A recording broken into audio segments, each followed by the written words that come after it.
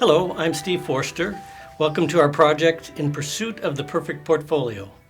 It's my pleasure and my honor to be here with Dr. Harry Markowitz, 1990 Nobel Prize in Economics winner and the father of modern portfolio theory.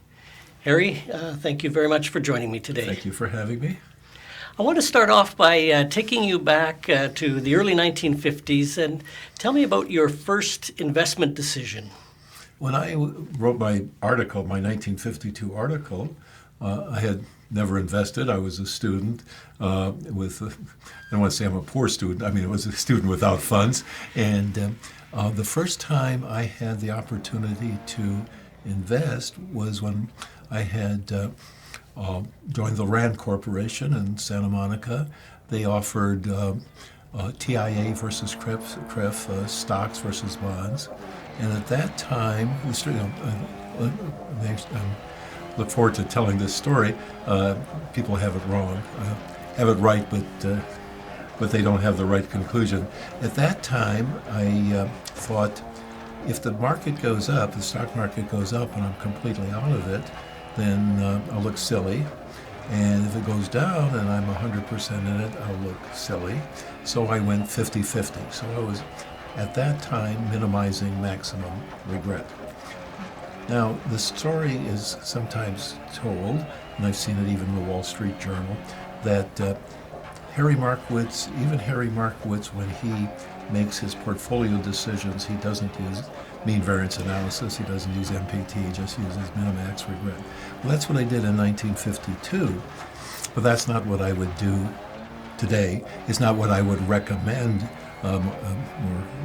more precisely, it's not what I would recommend a 25-year-old do now.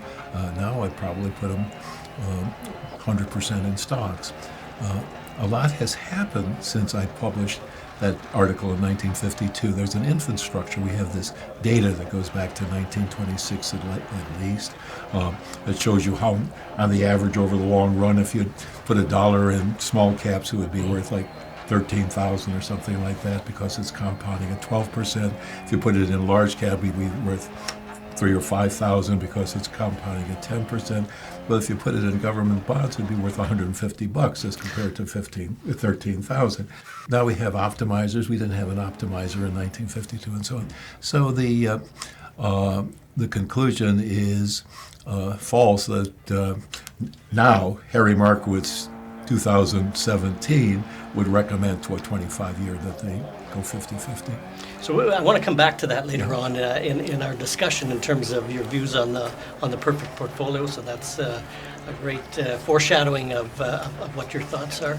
Let's go back to when you were working on your dissertation at the University of Chicago, and you have this unique ability to see things that other people don't see.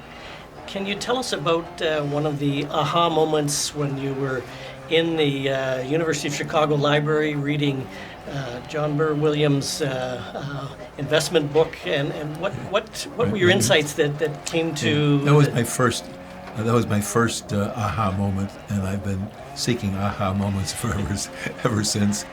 I was at the stage where I had to write a dissertation. We'll back up a little bit with the story.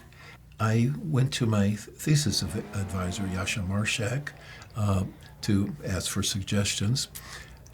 He was busy, so I waited in his anteroom, and another guy was out there, and the other guy was a broker waiting for Marshak. So we talked about why we were here, and he suggested that I do a dissertation, in the stock, about the stock, applying mathematical econometric techniques to the stock market. So I went in before he did. I told Marshak, the guy out there, suggested that I do a dissertation on the stock market and apply to the stock market. And Marshak said, well, Alfred Coles, who endowed the Coles Commission, would like that. He was actually interested in application of econometric techniques to the stock market. He was the first to do experiments with whether forecasters could forecast and found out they couldn't, and so on. So Marshak thought it was a good idea, but he didn't have he didn't know the literature, so he sent me to Marshall Ketchum, who was then dean. Professor Ketchum was the dean of the business school, I now understand. And he gave me a reading list, which included Graham and Dodd, which is still on my shelves, of course, and Wiesenberger's investment companies and their portfolios, and we could see how things were diversified and classified by industry. And then John Burr Williams was the financial theorist of the day. And Williams said that the value of a stock should be the present value of its future dividends. And now, of course, dividends are uncertain, so I figured he meant the present value of the expected value of future dividends. And then later in the book, he does say that when things are uncertain, you should use the mean value, the expected value. Then my reasoning process went, well, if you're only interested in the expected value or the average, the mean value of a stock, you must be only interested in the mean value of a portfolio. And if you're only interested in the mean value of the portfolio, the way you maximize that is put all your eggs in one basket, which I knew that wasn't right. So I thought, well, you're trying to avoid risk as well as seek return. I drew a graph with risk on, return on one axis and risk on the other. I thought of the returns on securities being like random variables.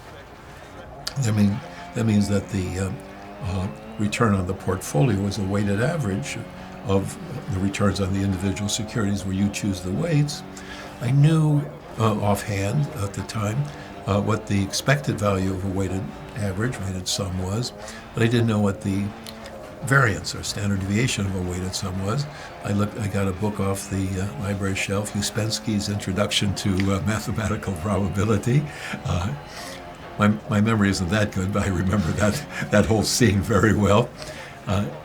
And looked up the formula for the variance of a weighted sum, and there it was, covariances, correlations. So I had the aha moment that the variability, the riskiness of the portfolio depended not only on the volatility of the individual securities, but to the extent to which they went up and down together. And so there was still a lot to do. That became essentially my 1952 article, plus a little geometry of pictures of how efficient sets look. And there's still more to do, like figuring out how to compute these things and estimate. But that was the aha moment. So these ideas that seem so simple now, but yet you saw something that no one else had seen. I don't know why Williams says that if you diversify sufficiently, you will get the mean.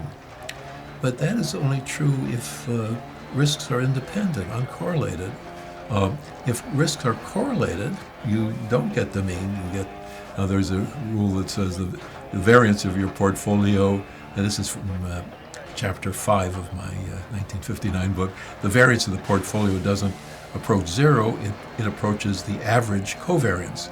So if all the correlations are zero, then the average covariance is zero, and variance will approach zero, but in general it won't.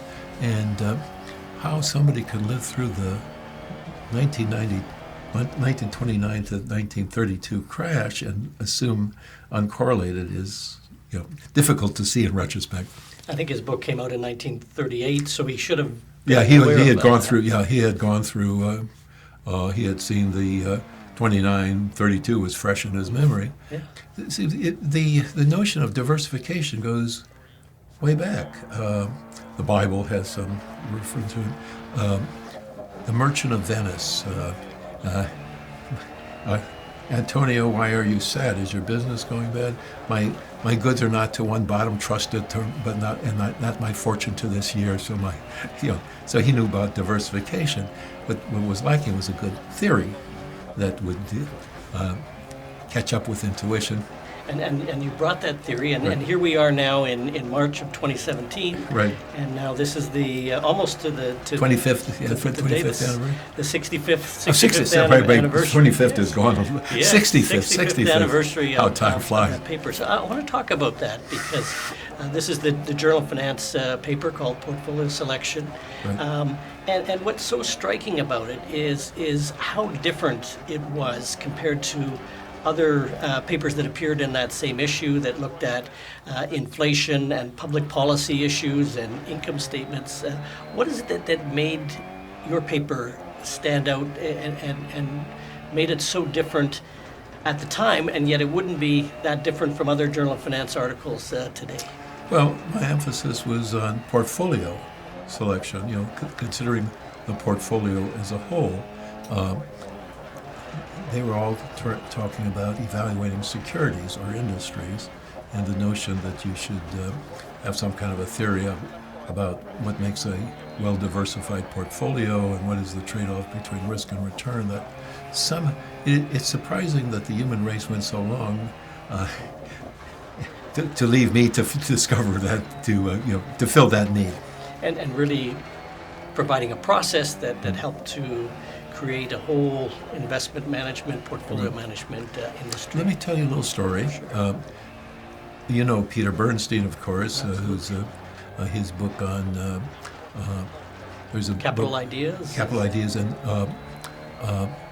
something of Against the Gods: A Strange History of Risk. That's the history of risk. He was at a meeting that I was at too. Rob Arnott has an annual meeting, and I'm one of his advisors. And Peter Bernstein, Peter was there then. He's no longer with us. And after in his comment about on somebody else's paper, just as a remark from the audience, not as part of his paper, he said, as comment on somebody else's paper, you younger people don't know what institutional investing was like before the 1950s. We would sit around and have discussions like you see on television about I think this industry or I think this company, and somehow we would cobble together a portfolio. And he said, now you have a process.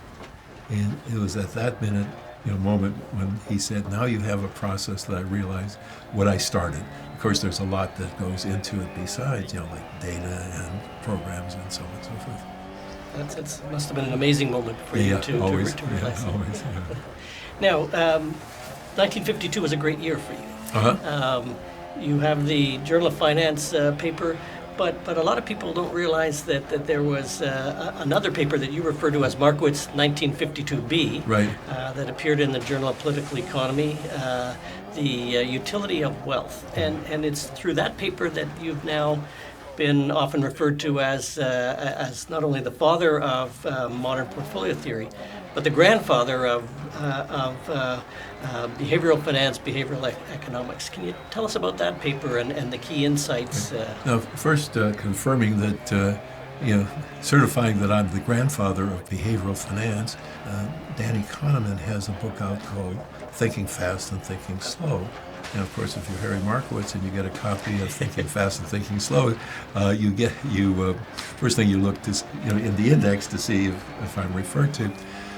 There's two references to me. One was sort of inconsequential. The other was told us the history of how prospect theory came about. And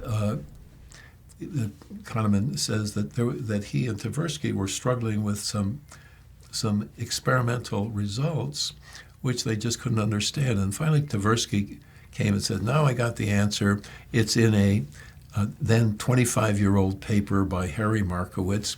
It said that if you want to explain actual behavior, do not attach utility to wealth, attach it to change in wealth.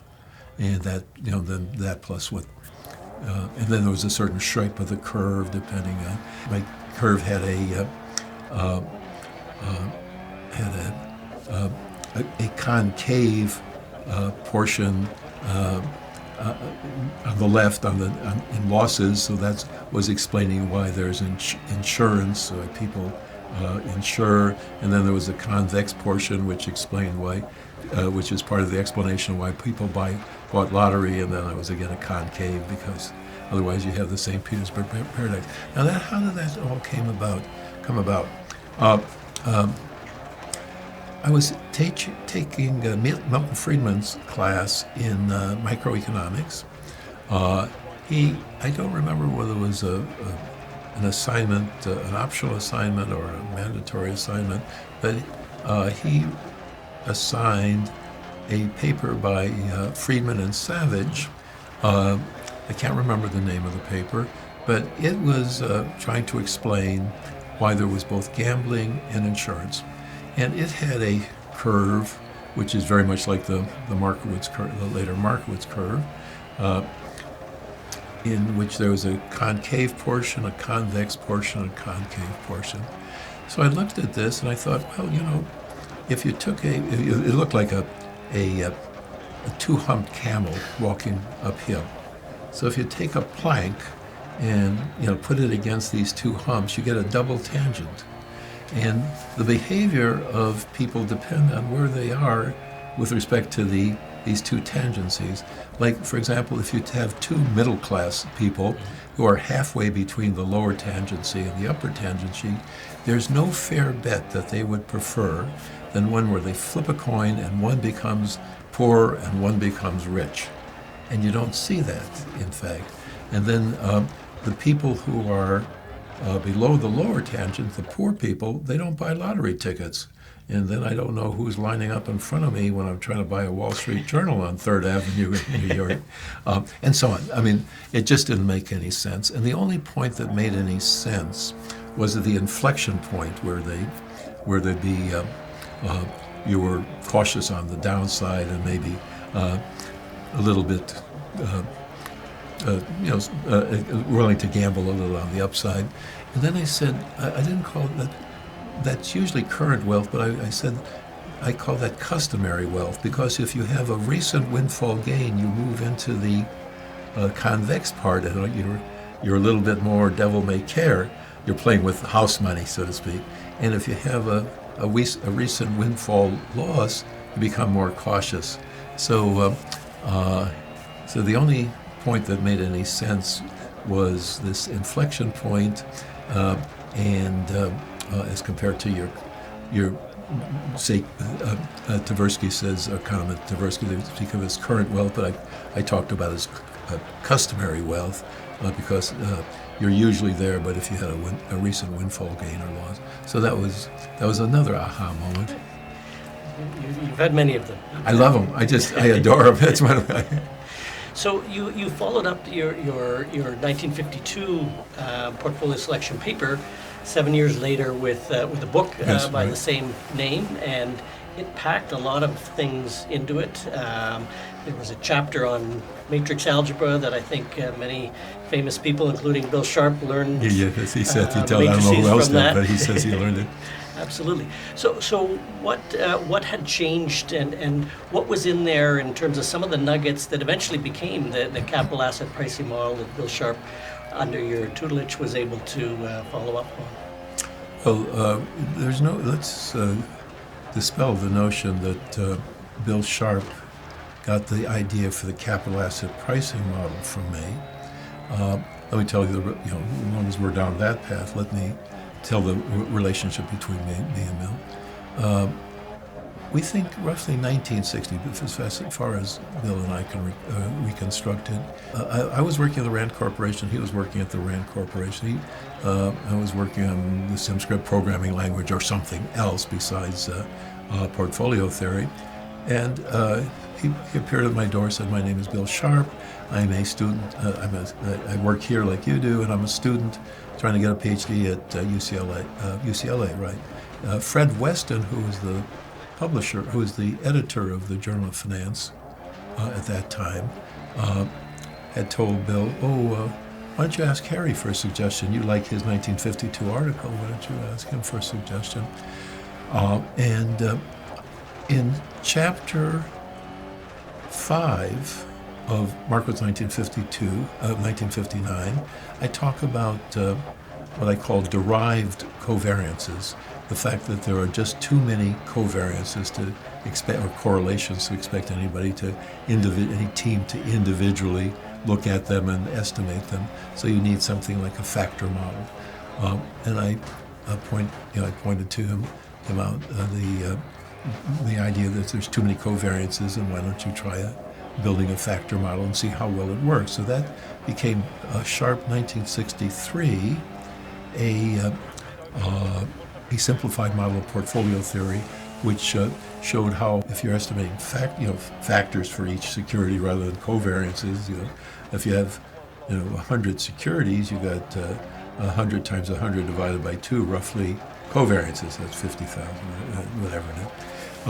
So whereas you'd have 100 betas to estimate. So not only is your estimation process easier, but he published ways of quickly tracing out efficient frontiers. And in those days, computing wasn't like it is today. The biggest computers in those days weren't as powerful as your cell phone. Anyway, so he published Sharp's 1963 article was on factor models. His 1964 model was on capital asset pricing model. Now I've published on CAPM, but it's like I have an article called "Market Efficiency: a Theoretical Distinction and So What," and the came out in the FAJ, I don't know, a decade ago or so, plus or minus.